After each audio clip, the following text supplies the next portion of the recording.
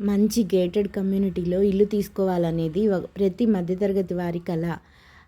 ఇక్కడ చూస్తే రేట్లేమో 1,00,00,000, 1,50,00,000 ఉంటున్నాయి. ఎవరు తీసుకోగలరు ఇక్కడ అని ఆలోచిస్తూ నడుస్తున్నాను. నేనైతే మా అక్క వాళ్ళ ఇంటికి హైదరాబాద్లో గేటెడ్ కమ్యూనిటీలో ఉంటున్నారు వాళ్ళు. అక్కడికి వచ్చున్నాను. అయితే ల్యాండ్లో వాకింగ్ చేయడానికి వచ్చి చూస్తూ పోతూ ఉన్నాను. ఒక అబ్బాయి ఫోన్లో బాధగా మాట్లాడుకుంటూ కూర్చొని ఉన్నాడు అక్కడ. వాడి సాయి చూసి అయ్యో ఏం కష్టం వచ్చిందో ఏమో అనుకుంటూ వెళ్తూ ఉన్నాను. అక్క నేను ఎంత బాగుండేవాళ్ళం బాబాయ్. అక్కకి ప్రతి రక్షాబంధన్కి రాఖీ కట్టేవాడిని. అక్క ఇలా చేస్తుంది అనుకోలేదు బాబాయ్ అని పెద్దగా బాధపడుతూ చెప్తూ ఉన్నాడు ఆ పిల్లవాడు. అరే ఏమైందో ఏమో ఈ అబ్బాయికి అనుకునే లోపల ఏడుస్తూ ఈ సంవత్సరం రాఖీ ఎవరికి కట్టాలి బాబాయ్, నేను ఎవరికి కట్టాలి అని ఏడుస్తున్నాడు. అనుకోకుండా ఒక మాట చెవిన పడితే అటువైపు చూశాను. నేను యూఎస్లో బాగానే సంపాదించాను, కోట్లు కూడబెట్టాను. ఇక్కడికి వచ్చి ఉండబోయేది లేదు. కాబట్టి అపార్ట్మెంటు అమ్మేయడానికి చూస్తున్నాను బాబాయ్.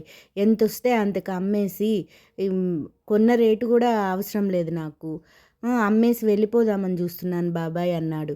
ఆ మాట నా చెవిన పడింది. నేను ఒక్క నిమిషం అటువైపు చూశాను.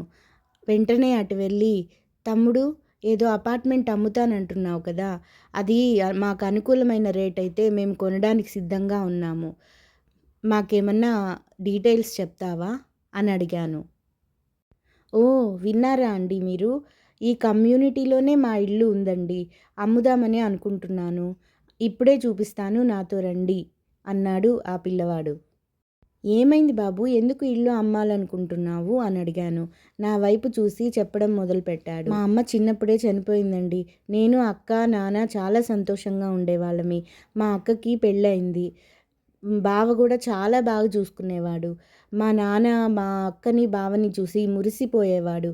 మేమందరము మా అక్కని బావని వాళ్ళ అన్యోన్య దాంపత్యాన్ని చూసి చాలా సంతోషించేవాళ్ళమి.